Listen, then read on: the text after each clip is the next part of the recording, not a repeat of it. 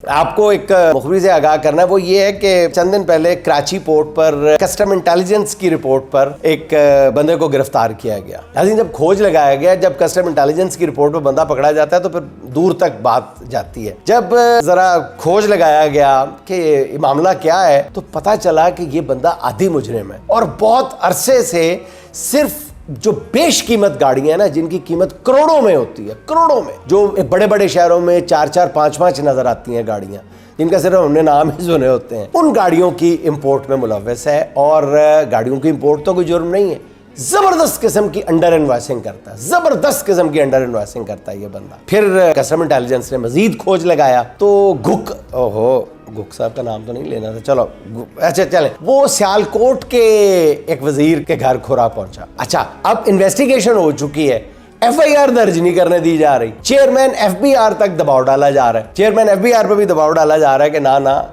ये इसको नहीं कुछ कहना। लेकिन अभी तक मामला बीच में मुअल्लक है कि FIR होती है या नहीं होती। मामला बिल्कुल सीधा सीधा है, अरबों की ड्यूटी बचाएगी, अरबों की। अब देखें कि किस तरह कहां तक ये मामला पहुंचता है। सियालकोटी वजीर जो है वो हावी हो जाते हैं या कानून अपना रास्ता लेता है, बहरहाल ये देख लेंगे।